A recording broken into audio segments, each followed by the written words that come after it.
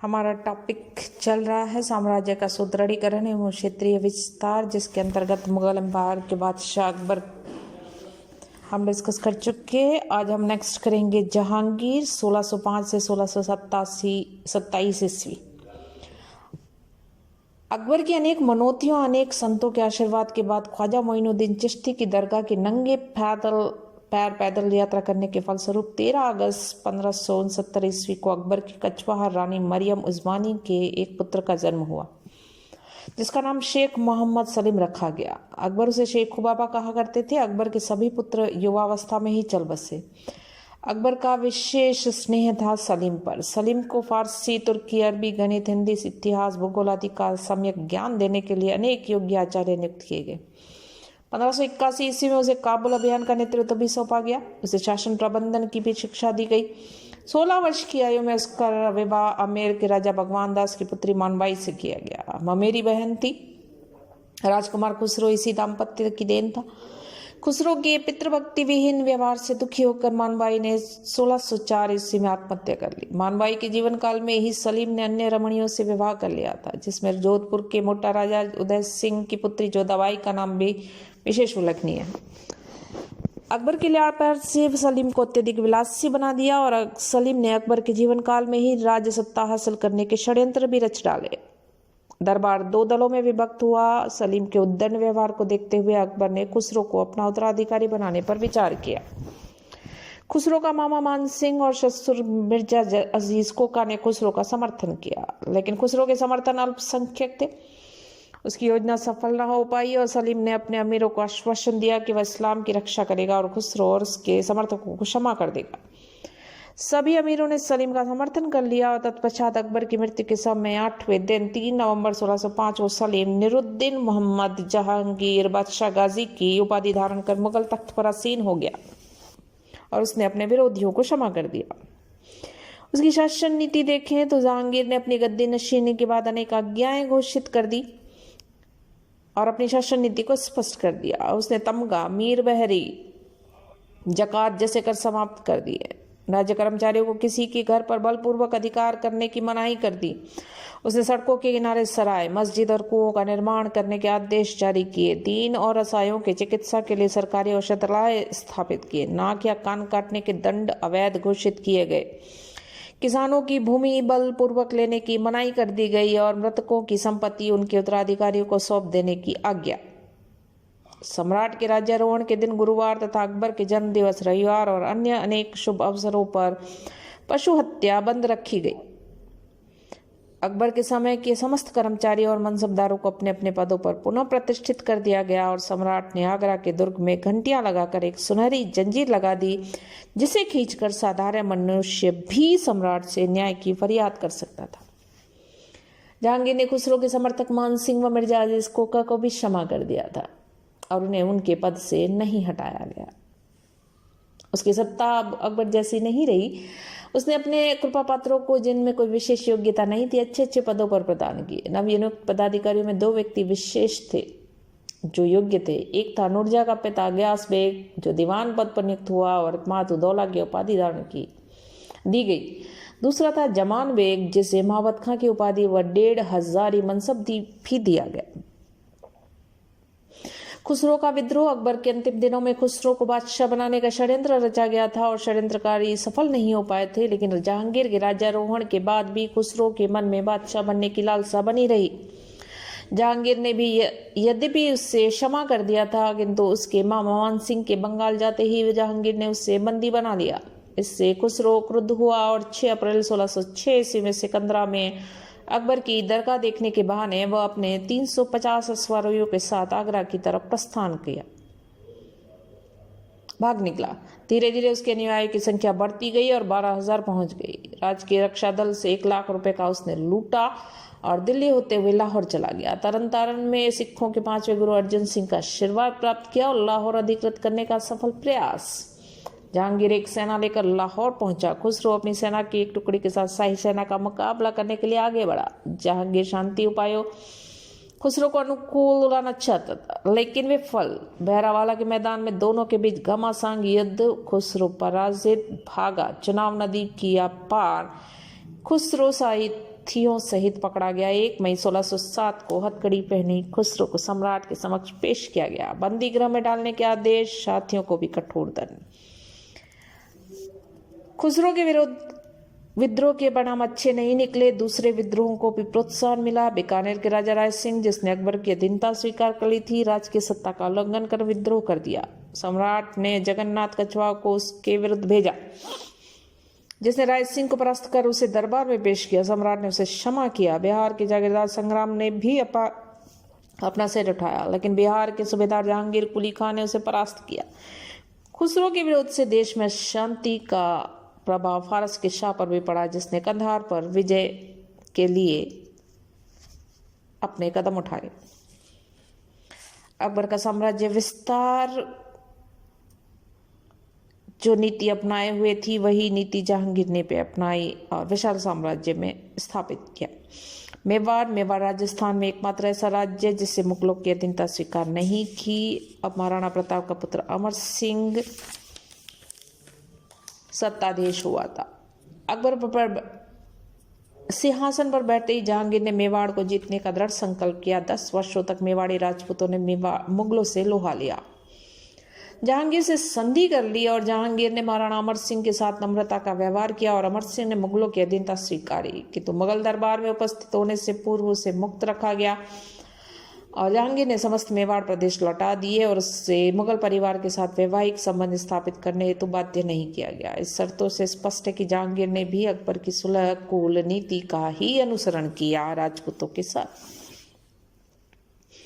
Next आता है अहमदनगर। अहमदनगर निजाम शाह सीरगढ़ का प्रसिद्ध दुर्ग। अकबर की मृत्यु के बाद अहमदनगर प्रधानमंत्री मलिक अंबर ने अपनी सैन्य शक्ति व बल पर खोए हुए प्रदेश पुनः अर्जित कर दिए। अतः जहांगीर ने दक्षिण में एक सेना भेजी। प्रारंभ में परिणाम संतोषजनक न रहे। 1617 में राजकुमार खुर्रम को एक सेना देकर अहमदनगर भेजा गया। मलिक अंबर से संधि करने के लिए विवश कर दिया गया। अहमदनगर का अधिकांश भाग मुगलों के हिस्से। इस वजह से खुर्रम को प्रतिष्ठा मिली, शाहजहां की उपाधि और साथ ही साथ 30,000 का मनसब। 1620 ईस्वी में मलिक अंबर की संधि का उल्लंघन कर मुगलों के विरुद्ध गठजोड़ करने लगा और शाहजहां को पुनः दक्षिण भेजा गया। अहमदनगर के शासक को संधि करने के लिए बाध्य कर दिया और उस राज्य से युद्ध का व्यय भी वसूल किया गया। नेक्स्ट आता है कांगड़ा। कांगड़ा का प्रसिद्ध दुर्ग पंजाब में स्थित मुर्तजा खां, इस दुर्ग पर अधिकार करने का आदेश, जो कि लाहौर का गवर्नर था, असफल रहा। मुर्तजा खां की मृत्यु के बाद शाहजहां के नेतृत्व में एक सेना कांगड़ा विजय के लिए भेजी गई। 14 महीने तक दुर्ग राजपूत सेना ने मुगलों का सामना किया, धैर्य भंग हुआ और आत्मसमर्पण, और इस प्रकार कांगड़ा जहांगीर के अधिकार में आ गया। नेक्स्ट आता है किश्तवाड़। 1622 किश्तवाड़ का प्रांत मुगल साम्राज्य में सम्मिलित कर दिया गया।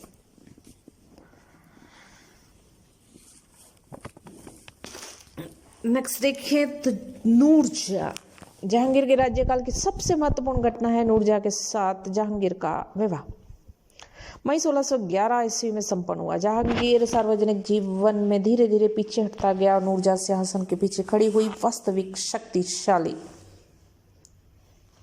वास्तविक शक्ति बन गई मुगलों की। नूरजहां, जिसका मूल नाम मेहरुनिस्सा था, मिर्जा गियास बेग नामक ईरानी अमीर की पुत्री थी। उसका विवाह फारस के एक साहसी युवक अली कुली बेग के साथ हुआ, जिसे शेर अफगान की उपाधि दी गई थी। बंगाल में एक जागीर अपने राजारोहण के 1 वर्ष बाद ही जहांगीर को सूचना मिली कि शेर अफगान शाही आज्ञाओं का उल्लंघन कर विद्रोही होता जा रहा है। बंगाल के एक नए गवर्नर को आदेश दिया गया कि वह उसे अधीनस्थ करे। सैनिक कार्यवाही की गई। कुतुबुद्दीन मारा गया। इससे भड़क कर कुतुबुद्दीन के अंगरक्षकों ने शेर अफगान का वध कर दिया। विधवा मेहरुनिस्सा शाही दरबार वापस लौट आई। 4-5 वर्ष के पश्चात 1611 ईस्वी में उसने जहांगीर से शादी कर ली। इस अवसर पर जहांगीर ने उसे नूर महल की उपाधि दी और बाद में यह नूरजहां संसार का प्रकाश में परिवर्तित कर दी गई।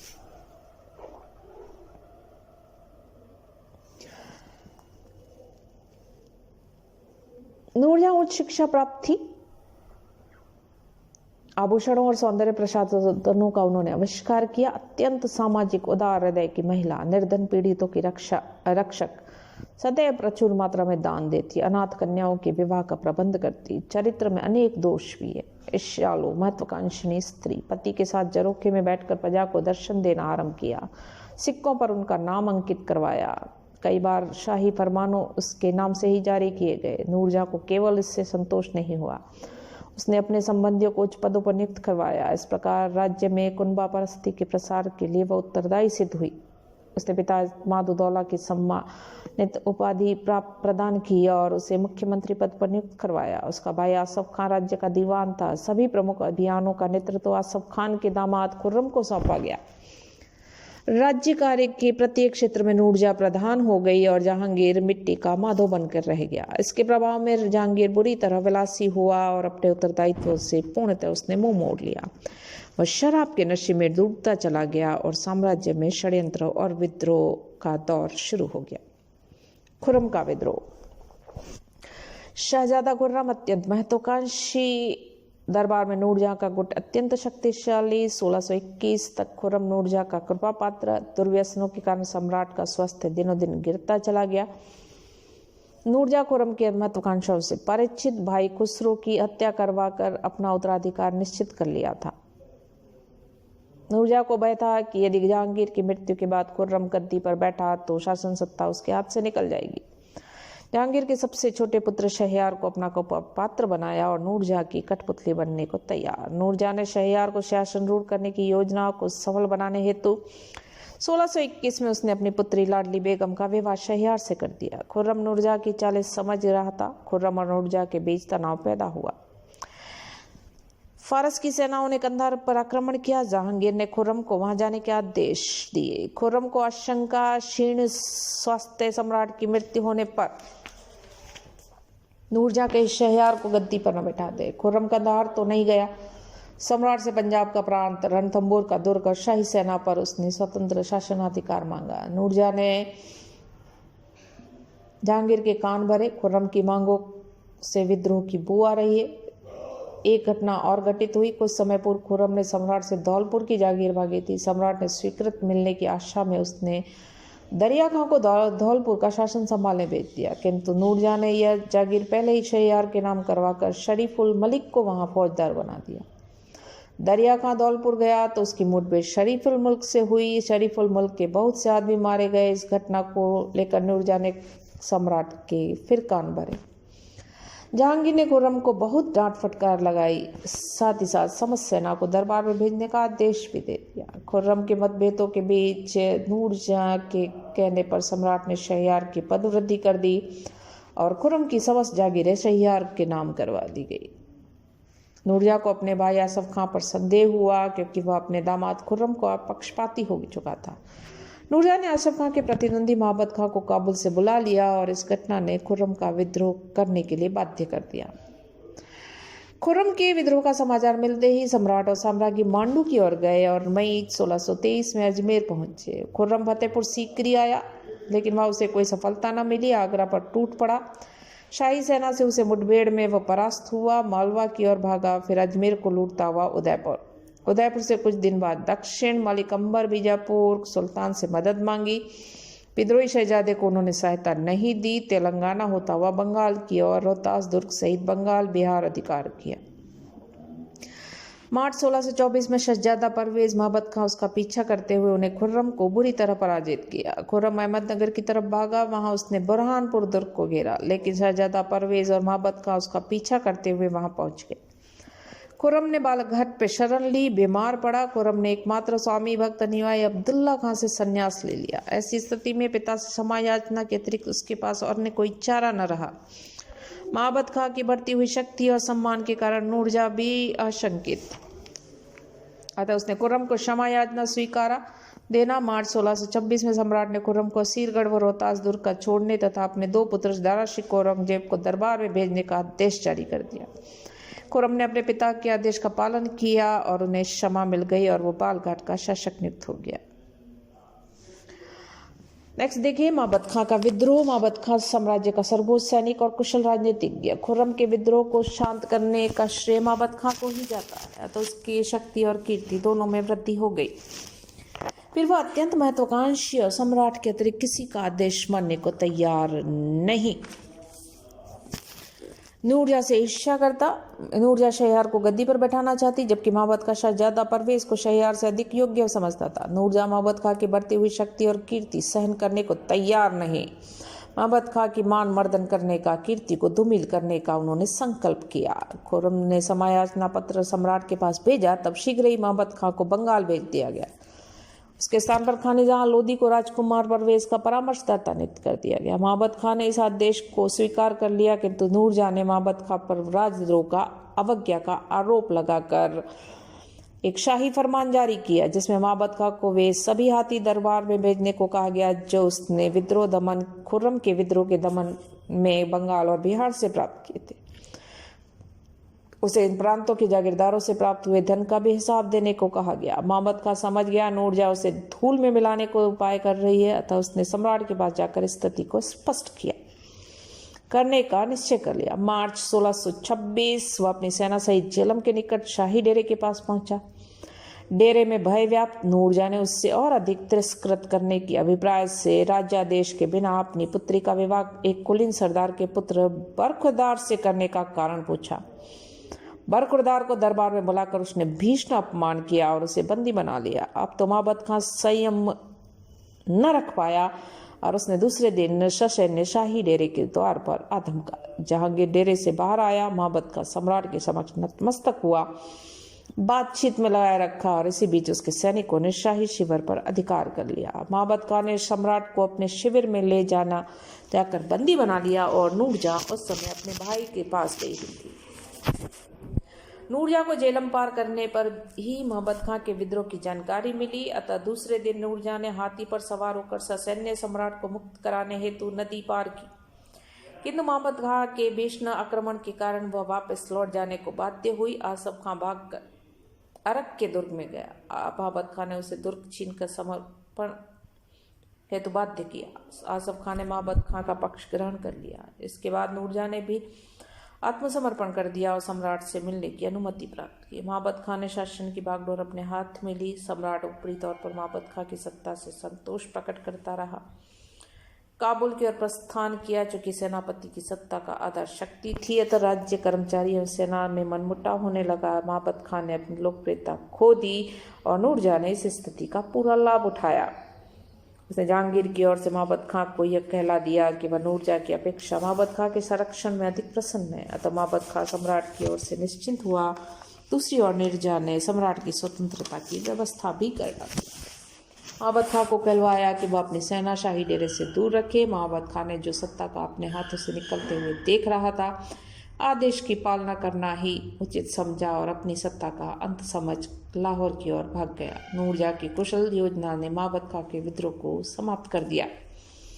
जहांगीर का अंतिम दिन 1622-23 ईस्वी बाद जहांगीर का स्वास्थ्य गिरता गया। 1627 ईस्वी में वह अपने स्वास्थ्य लाभ के लिए कश्मीर भी गया, लेकिन उसके स्वास्थ्य में कोई सुधार नहीं हुआ। उसने अफीम का सेवन बंद किया। कुछ प्याले अंगूर के रस के अलावा वह कुछ भी नहीं लेता था। वह चल फिर नहीं सकता था, यहाँ तक कि घोड़े पर सवार भी नहीं हो सकता था।